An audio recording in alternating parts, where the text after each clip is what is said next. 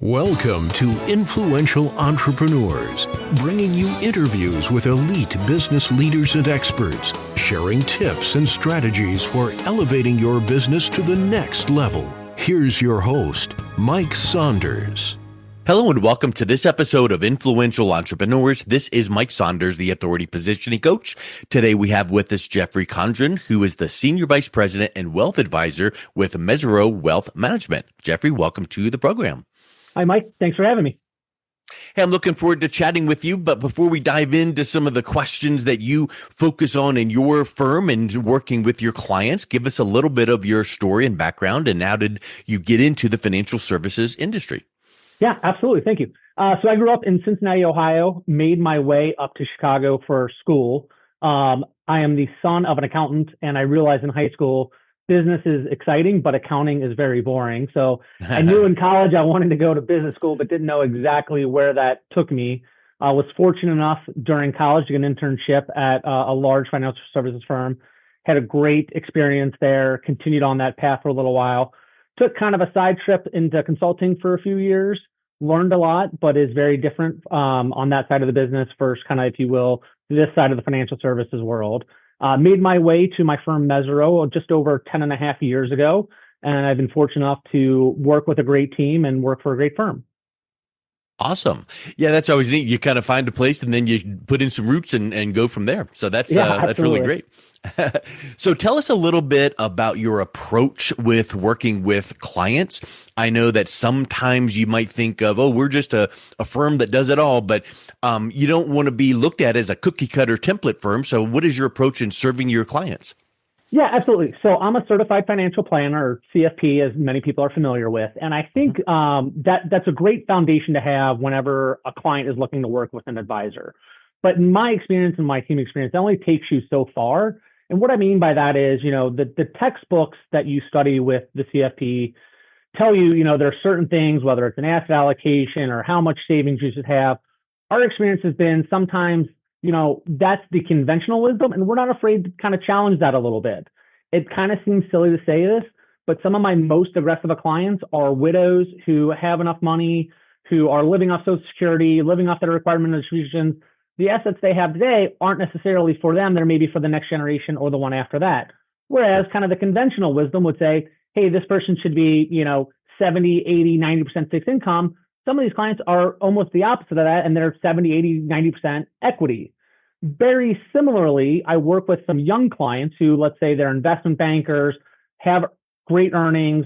They take almost the opposite approach where they go, I work so hard for this money, I don't want to see it go down, even though they have the 20 or 30 years to let their investments grow. They say, hey, listen, I want a lot of fixed income because I work so hard. A lot of it's tied to my bonus. So we're not afraid to kind of look at things and say, hey, I know this is the conventional way people would normally approach it. We sometimes take that contrarian point of view and say, hey, listen, this needs to be tailored to what you want, not what you've necessarily been taught or read about online or what your neighbor does type thing. Yeah, that's a really good point. And I think that sometimes when you take that contrarian view, as long as it resonates with logical resonance, it works. Meaning this, you can get too contrarian and make a recommendation to a client that they go, that just doesn't even sound right. But I think that clients can understand a slightly contrarian recommendation and go, all right, I don't know all the ins and outs of it, but it just feels right, makes sense. What's an example of one of those contrarian recommendations without getting into the weeds, but what would something like that look like? Yeah, so the easiest one's always kind of around the asset allocation. How much risk, should I or shouldn't I take? That's kind of the most common one we get. But then a lot of times it comes down to, should I own ABC security, XYZ security, you name it.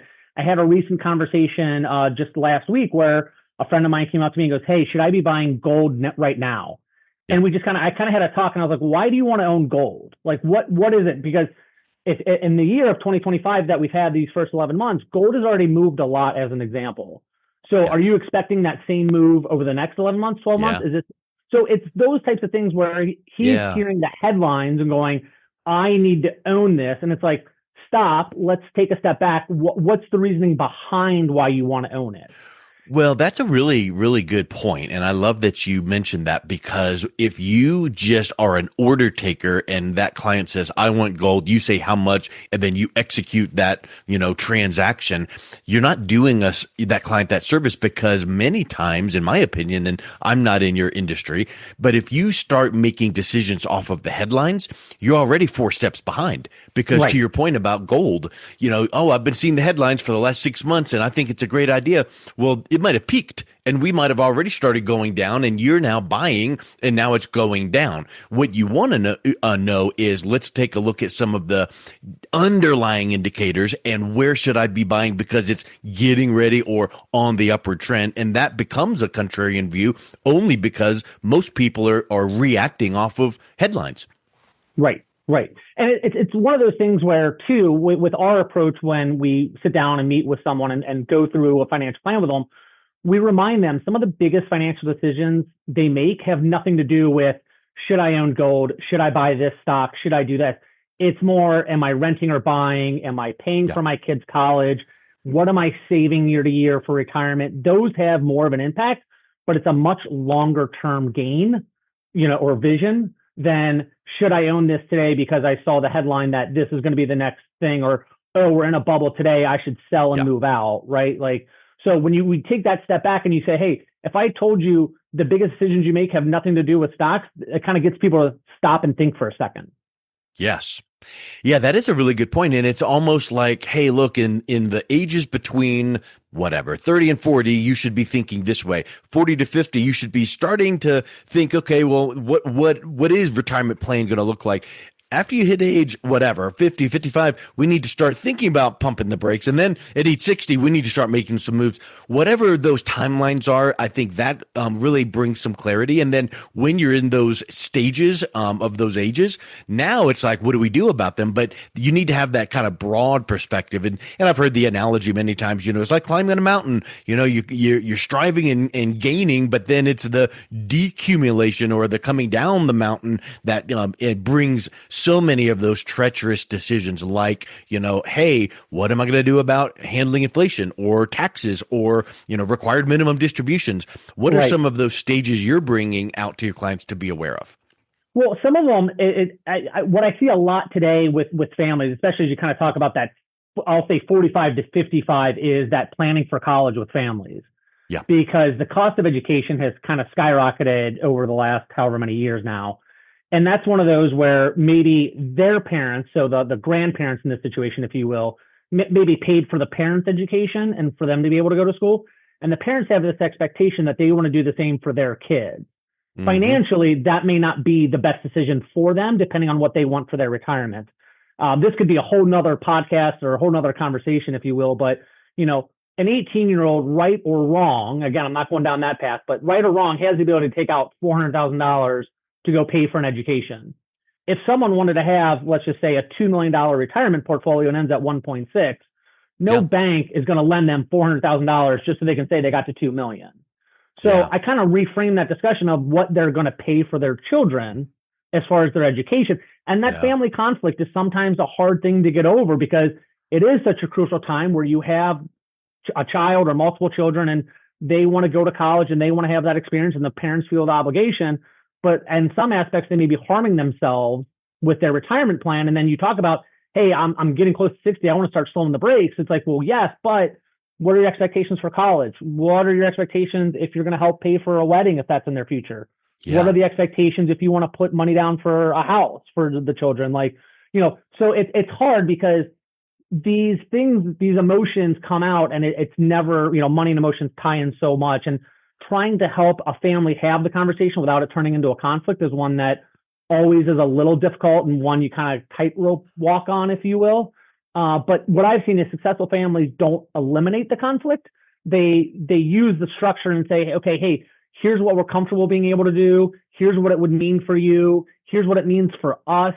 And when you start to have those conversations, especially the longer amount of time you have to have those conversations, the better it works out. If you have it, oh, hey, you're applying to school A and school B, well, we can't afford school B, sorry, that's out. Like, that's a hard conversation to have with a child. But if you have you should have had that conversation way earlier, and maybe even planned ahead with putting some money into the proverbial buckets or envelopes, so to speak, and go, hey, we know college is coming up. You're in middle school and we're not even going to think about what school yet, but we know that we want to help out. So we know we want to start setting some money aside. And to your point about the chunk that it takes, do you just pull it right out of your retirement account, or do you make other plans? Because punching that hole in the bucket of your retirement account and pulling money out just to pay for college, that might not be the best approach. And there could be some options out there for whatever that might look like. And there's never the beauty of most decisions. There's never one decision that is the best decision for everybody. Because you could say to family A, oh, what you need to do is this, and family B, because of their circumstances, the solution could look a whole lot different. Right. And that's what I think makes it difficult for a lot of families, that there isn't necessarily a correct answer and necessarily a wrong answer.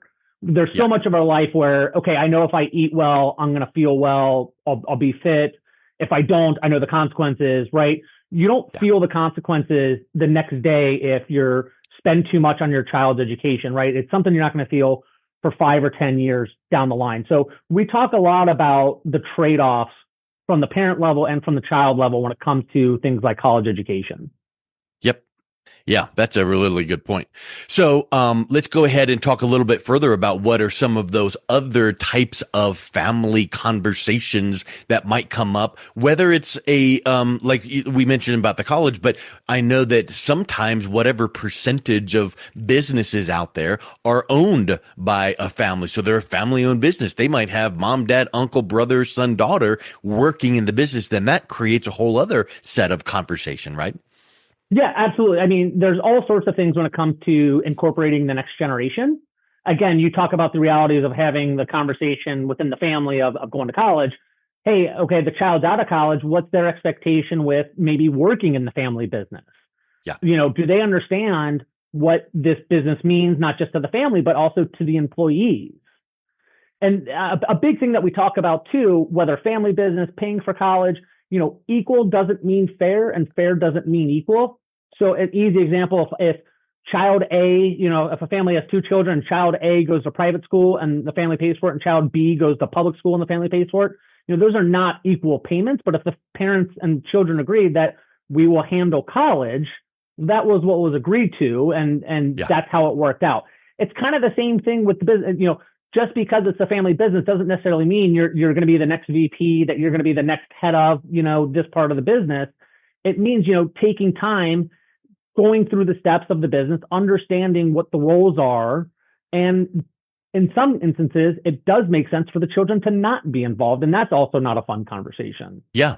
Yeah.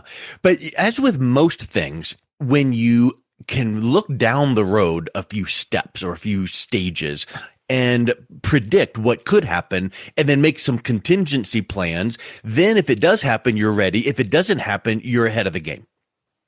Yeah, absolutely. And contingency planning goes a long way, both in business and with family. You talk about, creating an estate plan, making sure that who's going to handle these assets, regardless of the age of the children, who's going to handle the business if something were to happen to the owner and founder, right? That's not a one and done conversation. That's something that needs to be at least high level reviewed every 3 to 5 years to just kind of make sure this still is the path. Because in any one year, something may not change, but over the course of several years, a lot of things may change, including who are kind of the key people at the company. Maybe someone's left, maybe someone's come in that's not a part of the family that is now important.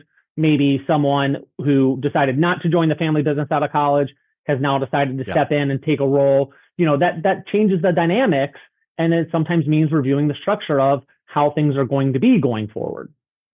Yeah. And, I've actually done some reading in the industry for like exit planning. So when you own a business and you want to, look at getting out or retiring or selling, it might not be, I have a valuation, I want to sell it for that valuation, give me a check. It might not be that, because most of the time that's what business owners think about. I want to sell my business for X number of dollars, but it could be that if you really dug in deep, you really love the business you built. You just don't like the minutia. So maybe you create some SOPs and operational efficiencies, and you do just 1 or 2 bullet points of the things you love doing, bring in other people to run all the other stuff, and you still feel like you're retired, but you're still drawing in that revenue stream. So I think that what you just said, there's planning ahead and what if, there's a lot of scenarios and none of them are the only option for every single business.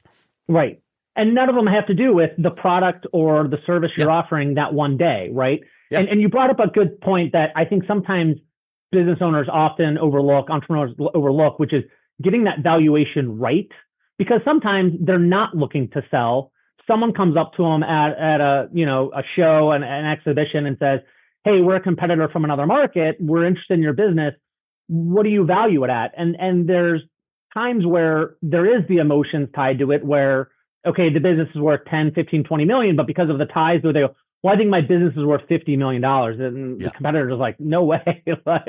Or they're not prepared at all because the idea of selling the business has never even come up. So their poor preparation and planning often leads to some issues as well. And so that, in our experience, the unrealistic pricing is one of the biggest reasons a deal stalls and never advances and never goes never gets to a finish line, is because the owner themselves aren't prepared to sell, have never thought about it, don't want to, which in some cases is fine. But at the same time, you need to be prepared, because what if that offer comes that you can't refuse? Hey, this may set your family up in a different way that you couldn't have expected. I agree. And without getting into the weeds of that, what you just said brought up another thought for me is there might be some financial moves with some financial products or strategies that might need to be put into place in that business well ahead of a potential sale. That at the last minute, like, oh, we're looking to sell in the next 12 months. What should we be doing? Well, you could have made this move, but that takes 24 to 36 months. So what are some of those kind of thoughts along the lines of maybe there could be some financial investment or strategies or retirement plan kind of ESOP type moves that could even make the business look more attractive to sell, but they need to be done well ahead of that conversation? Yeah, absolutely. There's a ton of options that are out there for clients. And this goes kind of back to some of that estate planning that I briefly touched on. So, say you sell the business $50 million, whatever it is. Again, it's going back to kind of what are the values, what are the expectations within the family, right? If it's a first generation owned business owner who sells it, do they want to create a donor advised fund? Do they want to become charitable? Is this, hey, I want to set up things for my family? Do they want to donate back to schools and universities, right? Getting into the taxation of stuff, whether they're S Corp, C Corp, LLC. I mean, there's all different types of things that need to be thought of beforehand. And this goes back to making sure you have the right preparations to know what your business is worth. There's also deals that, we're getting here to the end of December, where depending on how the business is structured tax-wise, it may make sense to split the sale between 2 calendar years. So selling it, December 31st and for half, selling the other half January 2nd of the next year. But there's all sorts of different estate planning ideas. Trust is kind of like the biggest, broadest thing to say here is there's trust that can be set up. If you're worried about children or how money may impact them, or they're too young that you don't want them to have direct access to the money, there are certain trusts that can be set up to make sure that this type of influx of money doesn't ruin their lives or change their values. So that planning, again, it even 12 months, I would say, is a very short term. You need 2 to 3 years minimum to kind of make sure you've thought about it, know what you want to do, the structure's in place, and you're ready to take action when the time comes.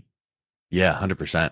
Yeah, that's some really good points. And I think the main thing to keep in mind is none of these, whether it was the college planning scenario, the business, family business, exit planning scenario, none of these can be done with a quick Google search or AI recommendation, and I think a lot of times people feel like, I'm just going to, well, that might be nice to understand some things like that in context, but you need someone to sit down with you, understand what you need deeply, intimately, with all of the what ifs factored in, and then give some guidance. So that's what you're providing. And Jeffrey, if someone is interested in learning more about what you guys are doing and then reaching out and connecting with you, what's the best way that they can do that? Yeah. So our website's probably the easiest way to connect with me. It's Mesirow.com, Mesirow.com. Excellent. Well, we'll have a direct link in the show notes as well. And I really appreciate you coming on. It's been a real pleasure chatting with you. Thanks, Mike. It's fun chatting with you too. You've been listening to Influential Entrepreneurs with Mike Saunders. To learn more about the resources mentioned on today's show or listen to past episodes, visit www.influentialentrepreneursradio.com.